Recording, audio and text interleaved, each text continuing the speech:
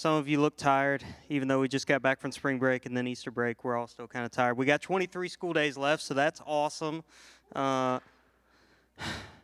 go ahead and pray, and then I'm going to turn it over to Miss Link. She's got a couple of announcements for us. Dear God, I thank you for this time that we can gather together as a faculty. I thank you for the moments during the day where we can hear announcements and things that we need to know so that we can be better prepared for the days ahead.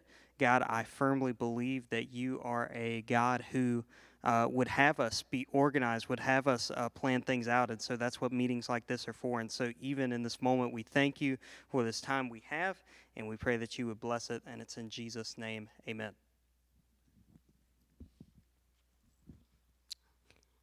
Hey everybody, I feel like there's not a lot of you here.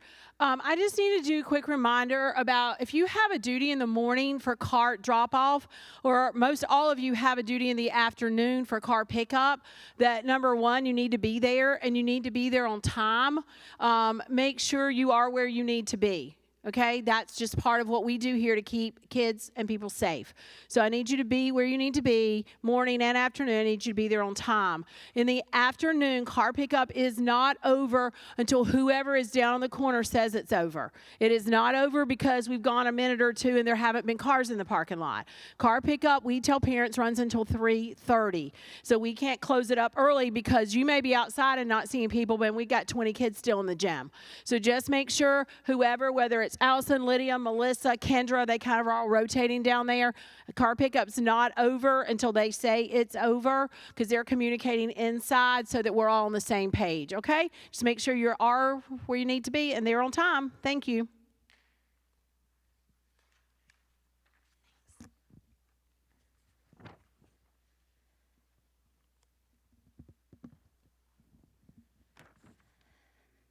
Hey everybody. All right, so we have a lot to go over today. As you guys are aware, we have our achievement test next week. And before we give you guys your books, we have a little bit more training that we are going to do about our achievement test. So I wanted to go over a couple of things with you before we... Is the video working? Yes. Okay, before we watch a video. So first, because we have so many new faculty members this year, I wanted to just take a minute to explain the difference between our achievement tests and state EOGs. We have a lot of teachers that have just taught in public schools and have only done state EOGs before, but our achievement tests are a little different. So one difference is the state EOGs. Those typically determine whether a student is going to pass on to the next grade level. Our achievement tests aren't used for that basis. The main reasons, we have several reasons why we have our achievement tests. The main reasons being we use our achievement tests to help us determine curriculum and instruction. We do achievement testing for accreditation purposes, and then all of our students that are opportunity scholarship recipients or disability grant students, they are required to take the achievement test every year, which we have quite a few students on that list. But then we've also determined that all of our students K through 12, we want them taking the achievement test every single year because the main purpose for that is to help us make decisions regarding curriculum and instruction. So we take those scores from the achievement test each year, and one of the things that I do every summer is look at the scores, compare the data, and help us determine how we're going to go forward for the next school year with curriculum, whether that's going to be changes in textbooks or the way we approach our instruction, changes to scope and sequence, however that may be. We use our achievement tests to help us make those decisions. It's also one of 5 pieces of information that we use to help us determine students going into honors classes once they get into middle and high school. So we don't just look at their report cards, we take report cards, achievement test scores. In the past, it was called InView, but now it's the COGAT scores, which is their cognitive abilities test, and that's what our video training is going to be on today. Then we have our teacher recommendations and then placement tests. So we take all 5 pieces of information and use those scores and those recommendations and help us determine whether those students will qualify to go into an honors classroom. So those achievement test scores are valuable pieces of information and gives us really good data. These Iowa tests, it's also going to give us students' Lexile levels and quantile levels, which is their math and reading abilities. The COGAT scores are going to be really beneficial for helping us see their actual ability compared, their ability levels compared to their achievement levels, which is good for students that are high achievers or may have some learning differences. Students that might want to qualify for early dual enrollment in Forsyth Tech in 9th grade, their achievement test scores is one way that they can qualify. They have to be in the 92nd percentile or above on all of their tests to be able to qualify. So those are just a couple of things. We don't use the achievement test scores as the determining factor for them to pass grades, but we have a lot of things that we use our achievement tests for. So if students ask, why do we have to take achievement tests? There's a lot of reasons and a lot of things that we use the data for. So it's really important, no matter what grade level that they are in, the data is very important for us. So we are going to watch a video. This is on the COGAT training, which is the Cognitive Abilities Test. We only give it to students in grades 2, 4, 6, and 8. But we're all going to watch the video so that everyone's aware of what that test is, and you all are aware of the scoring and how we use those scores. So it's about 25 minutes long, and then we're going to give you your materials and go over some more things specific to next week after we watch the video.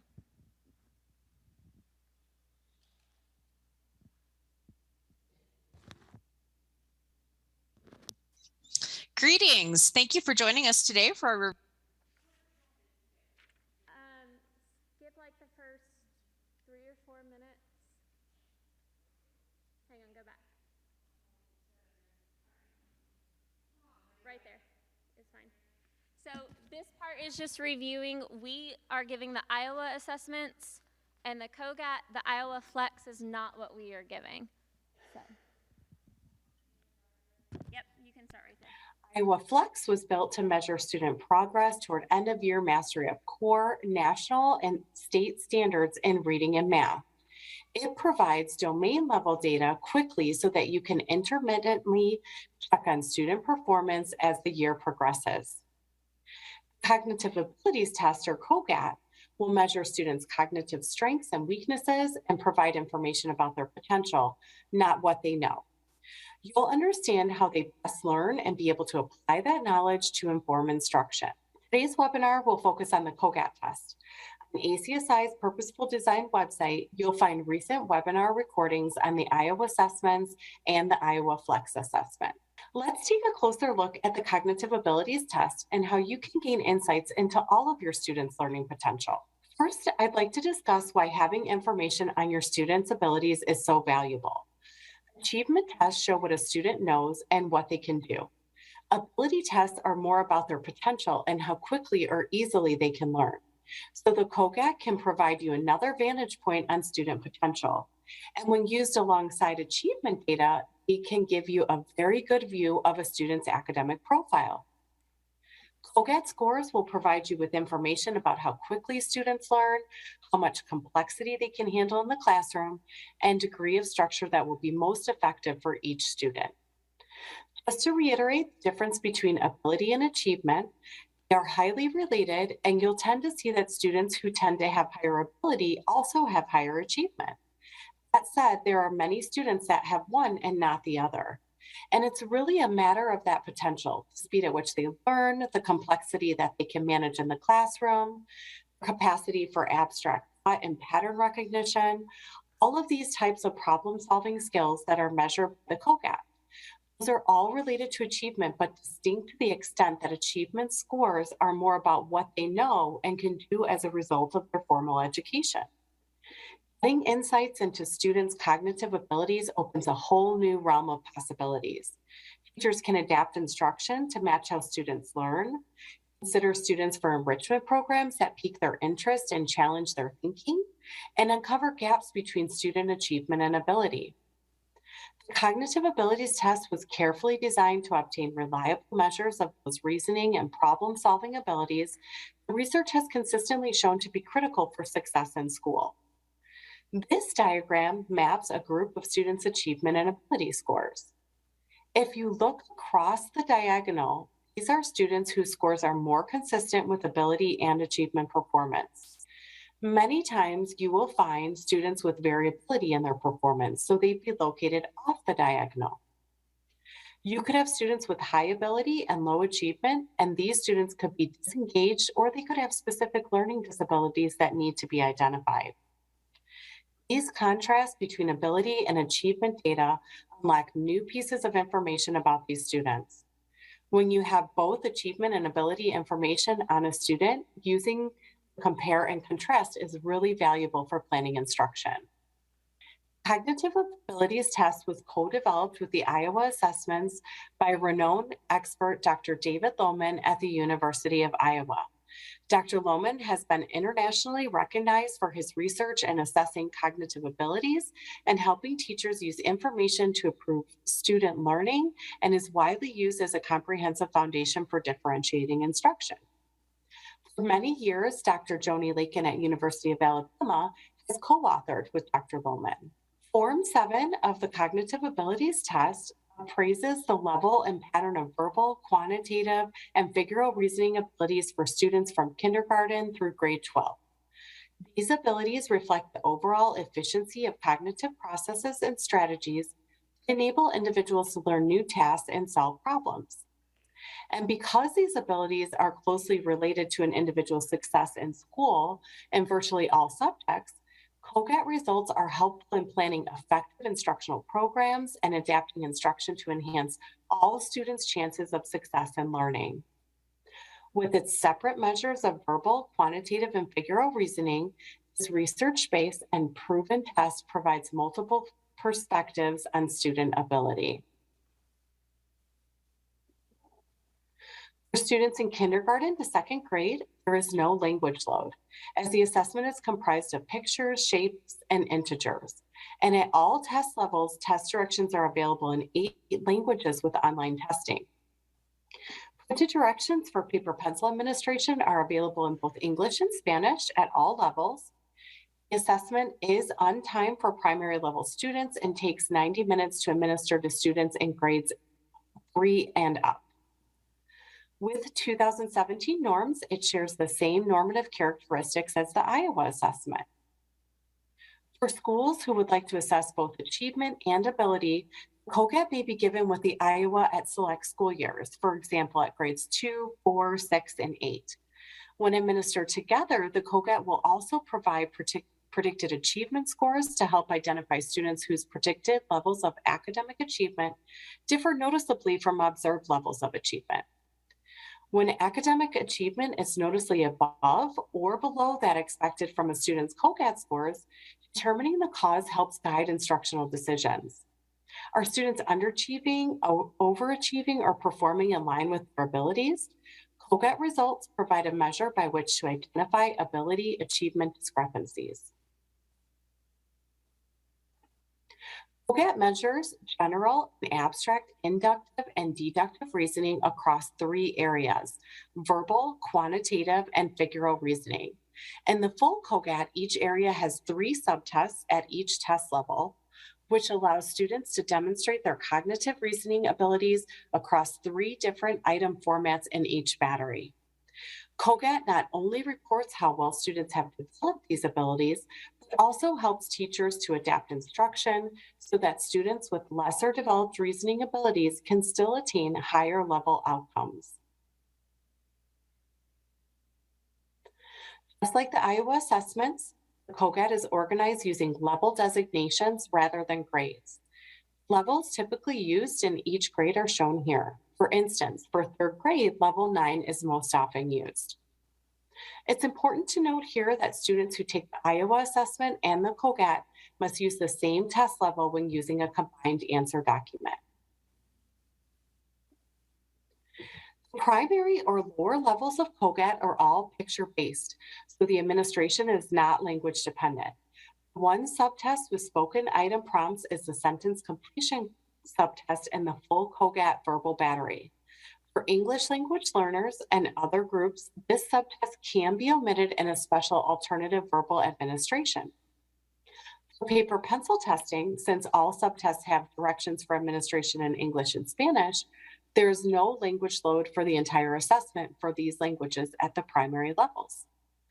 For online testing, audio test directions are available in 8 languages.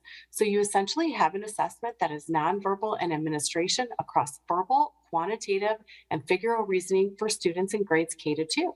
These are examples of the types of items which appear in the verbal battery for students in kindergarten through 2nd grade.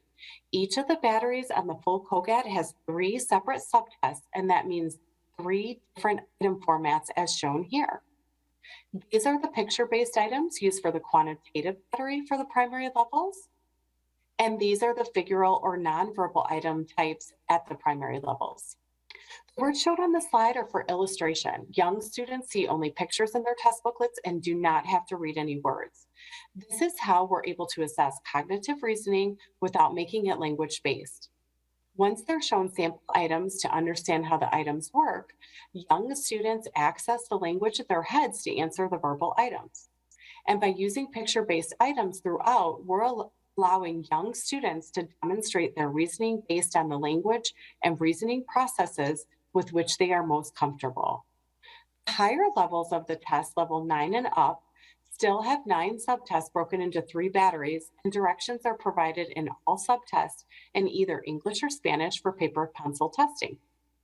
Assessment at these test levels is nonverbal and administration across the 6 subtests in quantitative and figural reasoning. For those who test online, you'll have access to 6 additional audio languages for test instructions in Arabic, Cantonese, Mandarin, Russian, Somali, and Vietnamese. Now I'll show examples of the item types at level 9 and up.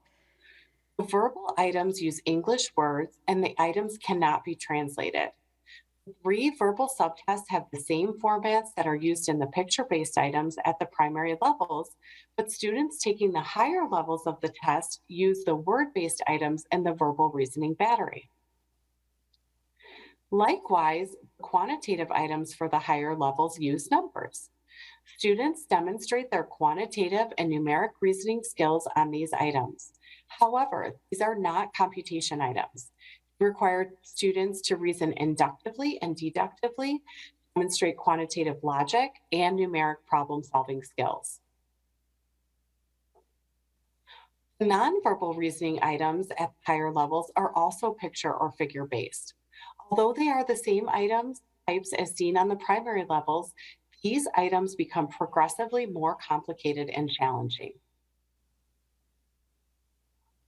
Just like the Iowa assessments, COGAT is available for paper pencil or online administration. ACSI schools who test using paper materials may use Riverside Central Scoring Services and will receive student data electronically via Data Manager for reporting. Schools also have the options of ordering paper reports. When testing online, desktops, laptops, iPads, and Chromebooks may be used. Student scores are available within 24 hours after tests are completed. Online testing requires the completion of technical checks and readiness procedures as well as training. If you are interested in online testing, please contact ACSI at onlinetesting@acsi.org.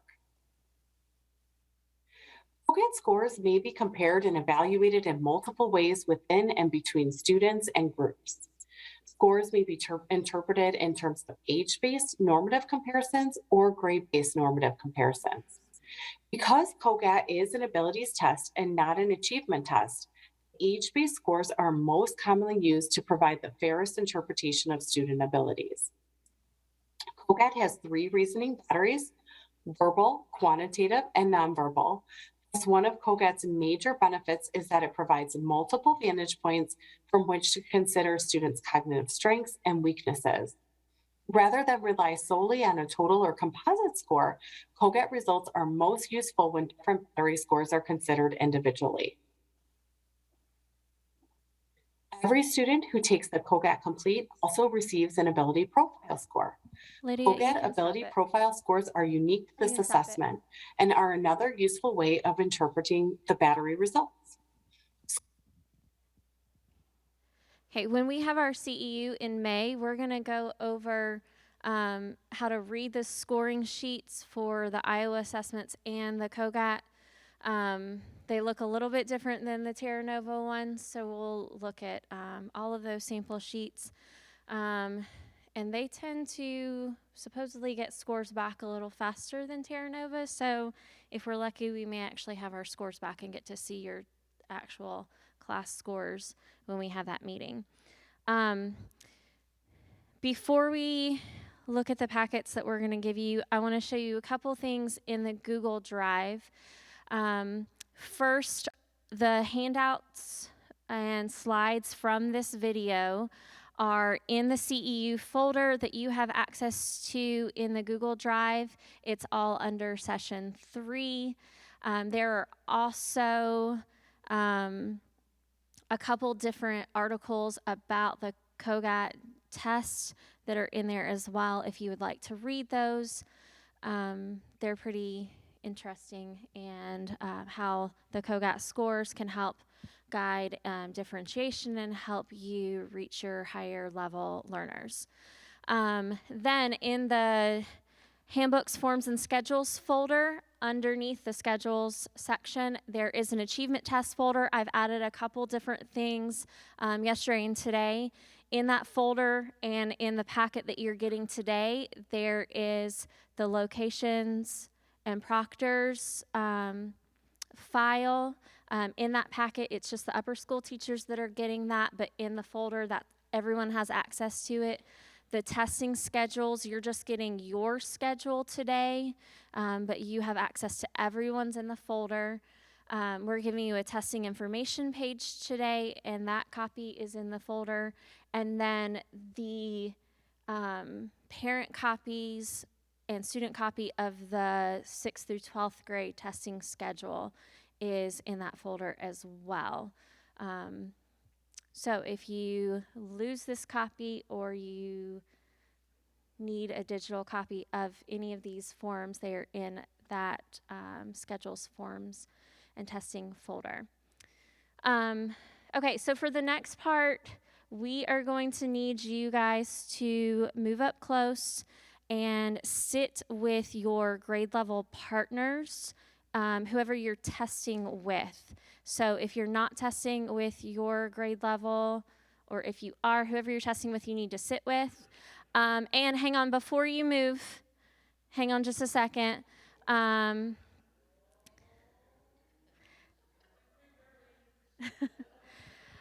Just to help you out just a little bit, because we are going to have all of our testing stuff out, and just for test security to make sure we are following all of the Department of Education's test security regulations, you don't need to have anything with you other than a pencil. And if you don't have a pencil, we have some for you. So if you guys can move up close And then you don't need to bring anything with you other than a pencil.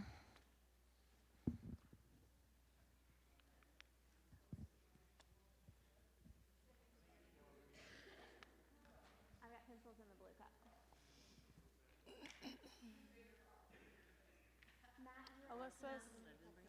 Alyssa's going to be with you, but she's not here. Alyssa Pope. Oh, instead of Mr. McNeil? Yeah, Alyssa's going to be testing with you. Did she tell you that? Yeah. I just told him that he's not testing, but I didn't tell him. I'd much rather be helping kids. She's not. You know, Pencil time, Miss pencil Anderson heard time. me keep talking to you earlier, and Yeah. then, like, you were talking to the other person. So, like, I'll finish my story sometime. I'm sorry. I just need tell to me hear the whenever rest of you your want. story. I want to hear the rest of it.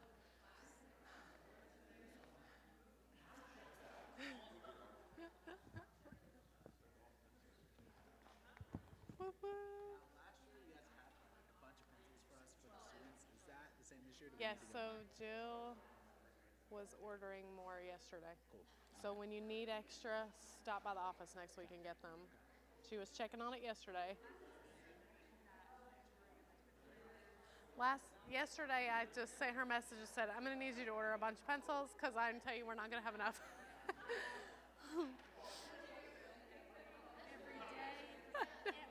I know. We'll come get the ones out of 3rd grade that are this big. We'll give them to them. For sure. I don't know.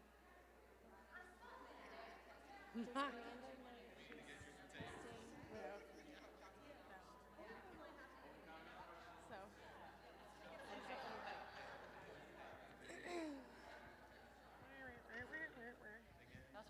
I know her. Amanda. Okay. Anybody else need a pencil? They're on the stage if you need a pencil. They're little bitty golf pencils. Okay, so let me explain what's up front, what I'm going to need you to grab now, what we're going to work through, and then what you're going to get and sign out for at the end. Everybody that's testing has papers on top of their bags, and they look like this. Okay, so this is what I need you to come find and take back to your seat, is this right here. Off the top of your bags. Leave your bags of material, but come get your paper.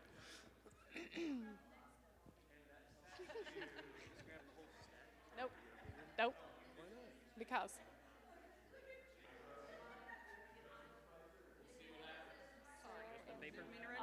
Yeah, just the stack on top of your book. Just the papers. Thank you.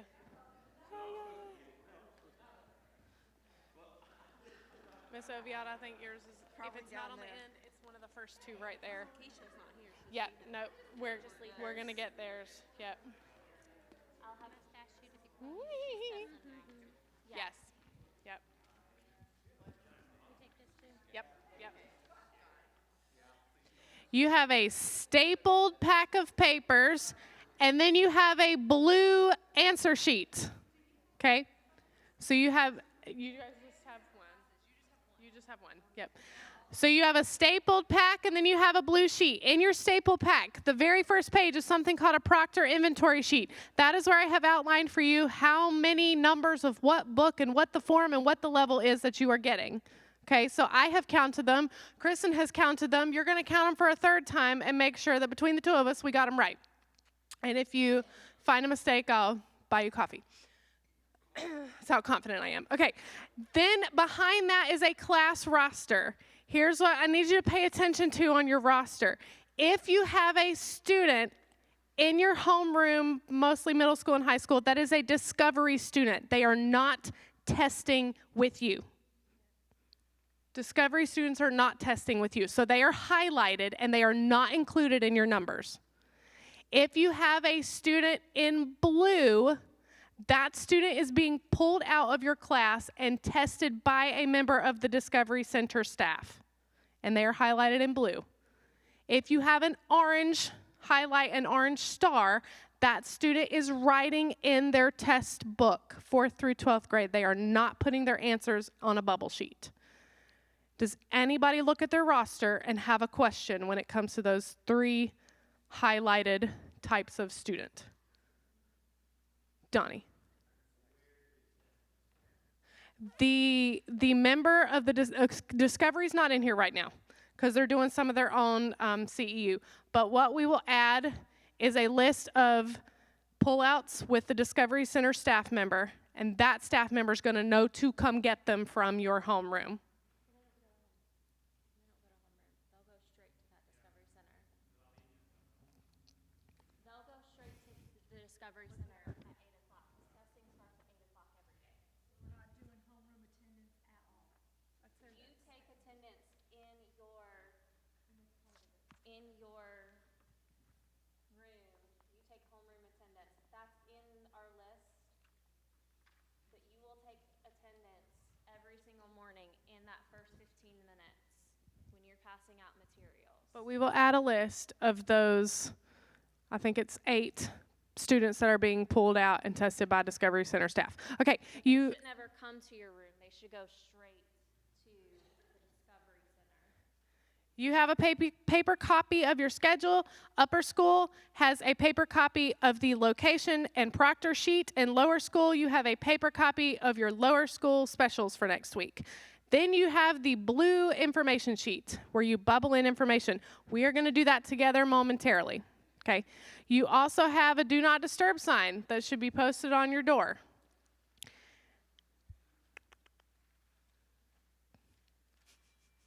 Okay, good.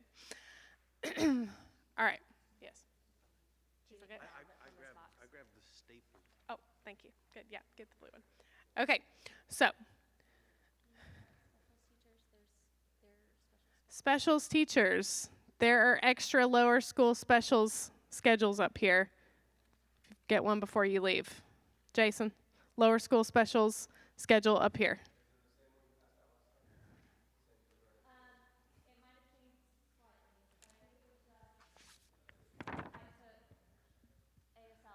All right.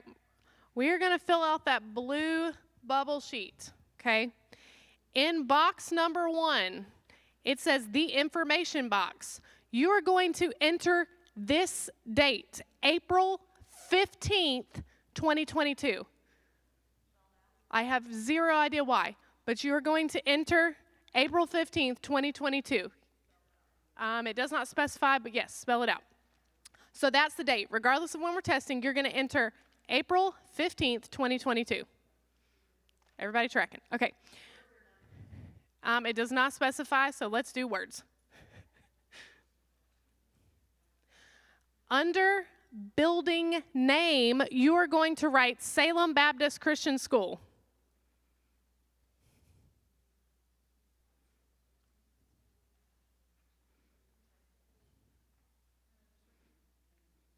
Under system, you're going to write ACSI.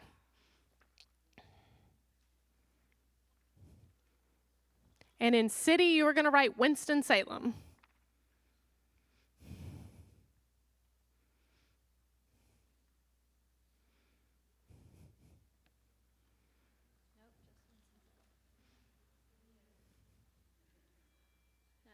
Just Winston-Salem.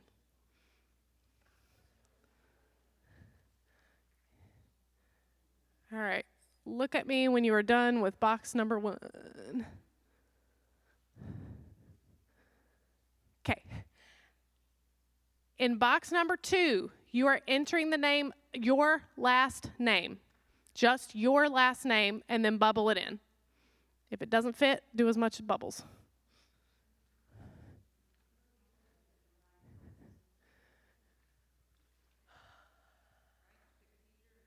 I think just pick, yeah, I think as long as you just stick with one, I don't know that it matters.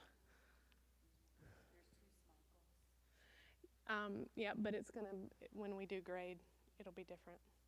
Okay. Yeah, I did look that up.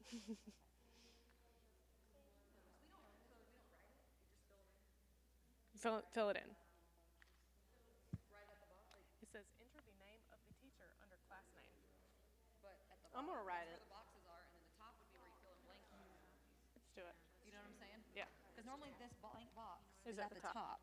And then, because this is if you don't have a letter to fill in. So do I write Right. Lloyd at the bottom? Yep. And fill it in from there? Yep. All right.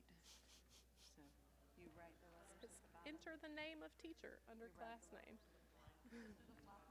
Yes. just last name. The boxes are at the bottom. And fill in the bubbles. This is our version of the COGAT.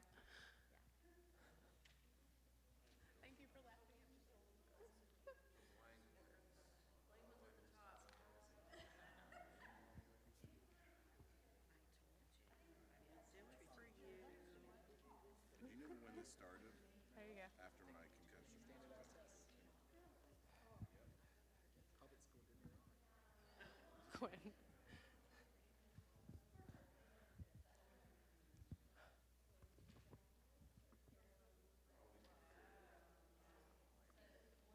With the longest Pays last to have name. a long last name. You were the best.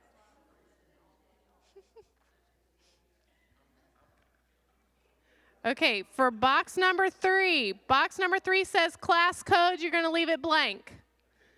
Leave box number 3 blank. Box number 4. Enter the correct corresponding grade that you are testing.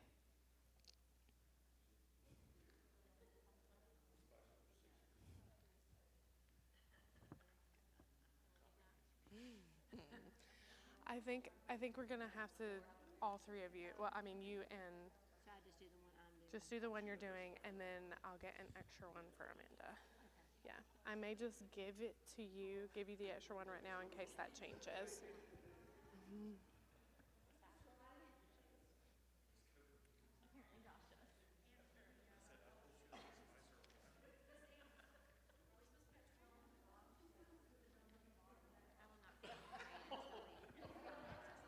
Sounds good. Okay, box number 5.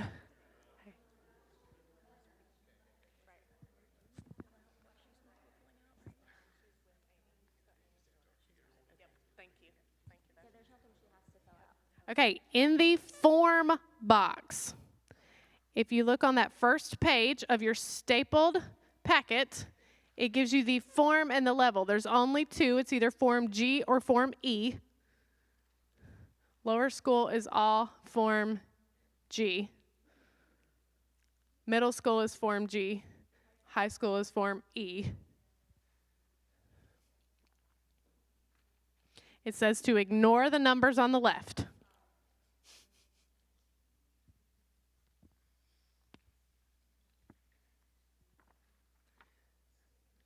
And then box number 6, you're going to leave it blank right now. Before you turn it into me, you will bubble how many answer documents you're giving me back. So if all 23 of first grade doesn't actually come and test and you give me 21 back, you'll put 21. Anybody have any questions about this blue magical sheet? The one thing for second grade, I think your second grade is the only grade, right? Yes. That number, is it number 6? Yep.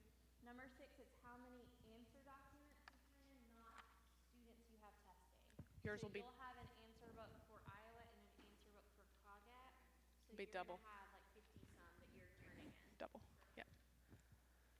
Okay.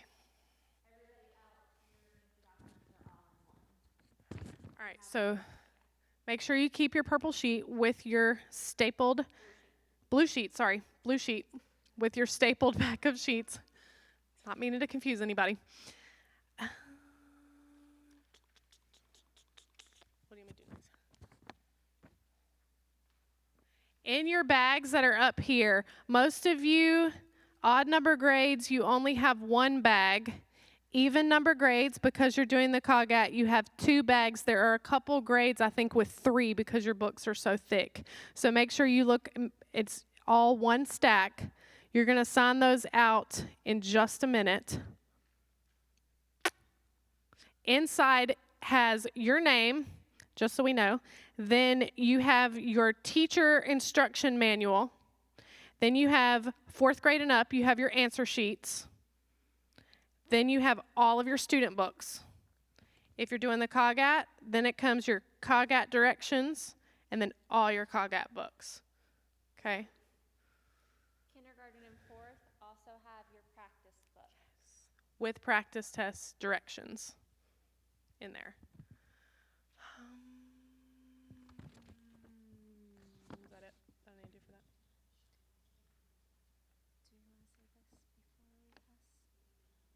Yes.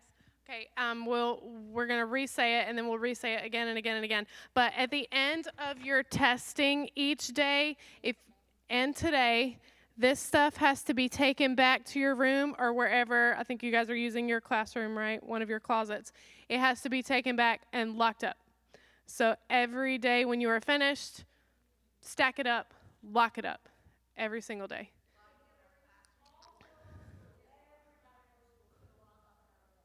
Okay, lower school is locking up in the lower school.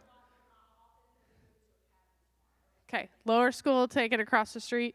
Upper school, back to a closet, a locked cabinet, a locked drawer, a treasure chest, whatever you got. If you're in this building and you don't have anywhere to lock it up, you can lock it in my office every day. But you should all have some place in your room to lock it. You have an Iowa Achievement Testing information page. The only thing that I want to note on here is that you do take your homeroom attendance before you test. We need that attendance. If you have students missing on that day, we need to know who they are because there's a good chance they're going to need to make it up. The North Carolina Opportunity Scholarship and Disability Grant, those kids, we've got to turn in this testing information or they're in jeopardy of losing their scholarship. So for some who don't show up or if they have an appointment or something like that, we need to know because I've got to get with them and get these sections made up. Does that make sense? Okay. Yes, Donnie.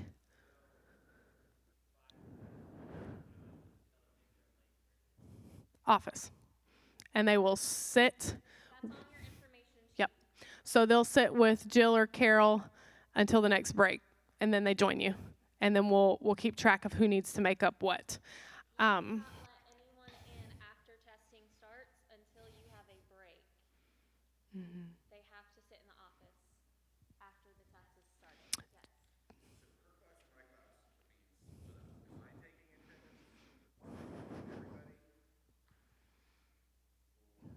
If you Paper copy. you don't have access to his. No, but we get a If you paper can copy. just call or text me, I can hit your attendance in. You just take it for your students in your group. They need to go straight to her because she's got to get started at 8 o'clock every day. Number 2 pencils, because nobody's going to bring them.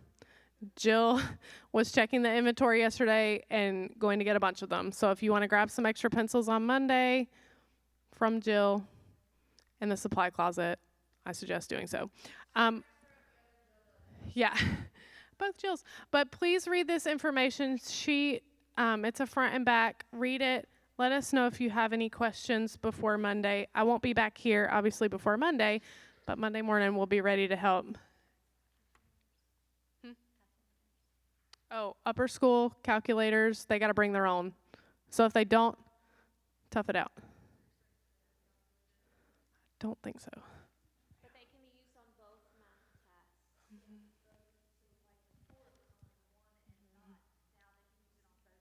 the directions say that. Scratch, they can write in their test book all day long, but 4th grade and up, they got to put it on that bubble sheet. So they can scratch work in it. Ooh, I don't want them to do that. I take that back. I changed my mind. I don't want them to do that. Scratch paper. Scratch paper. They can scratch paper all day long, but they have to bubble. Thanks. Anything else? Nothing. We want them to get these. Break between the first 2 tests. Can they go to the bathroom at that time? Not the whole class, because they won't be able to go in 5 minutes. But if it's an emergency, they can. Okay. That's really just to stretch for just a second and you to be able to give the directions for the second set.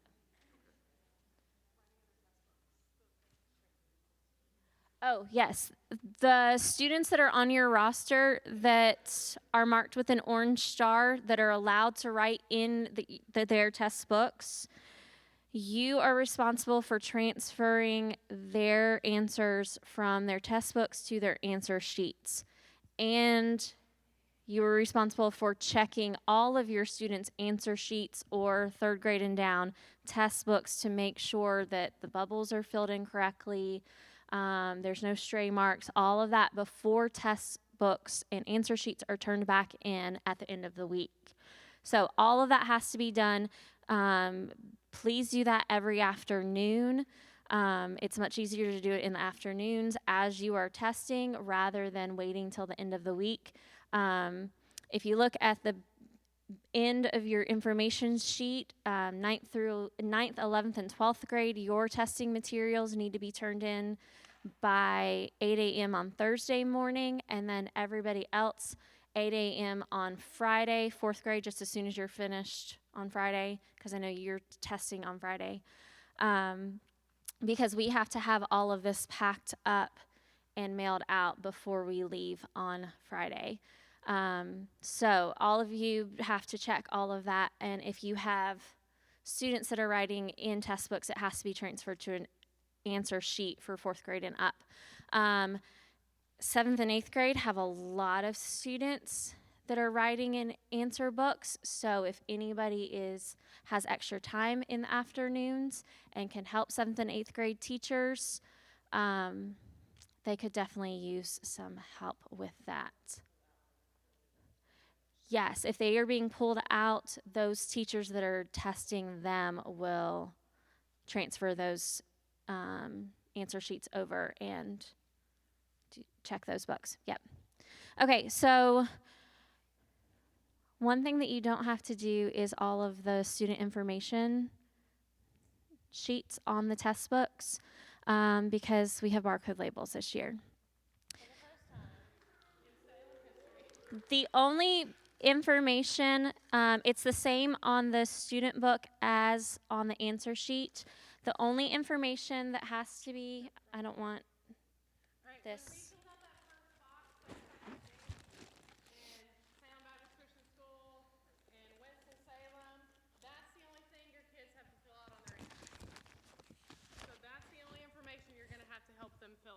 Yep, on the answer sheet is the same as, this is a 2nd grade book.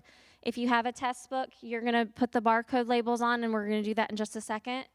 And then right beside of it is a little box. You have to put the teacher name, which again is just your last name, the grade, school, the system, which is ACSI, and then the city and state. That's the only thing you have to write on any of the test books or answer sheets. All of this gets left blank because it's what's on the barcode, or gets scanned and the information is found in the system. So none of this has to be filled out. This information, our suggestion is grade 4 and up, have the students do that, and grades 3 and down, teachers fill that in. We are gonna have you guys get your books, and then in just a second, and then you're gonna put the barcodes on today. Your pull-out kids, Jaden and Jordan, Amanda, don't take their labels off your sheet. Give them back to me, because Keisha needs them. Does that make sense? So if you have a kid that's being pulled out, Jacob Brown, Sana. Or a DA student, you don't need their label. Leave them on the sheet, give the sheet back to me so I can make sure it gets to Discovery. Everybody, does that make sense? Okay. All right. So I'm gonna put your labels on top of your stack, and then here in just a second, you're gonna come sign out that you grabbed your stack, and then you can sit with your partner, or we can help you put all these labels onto your answer documents or books. Yes, ma'am. Nope, 6th through 12th. I'm pretty sure that it says optional. Calculator. Yeah, calculator 6.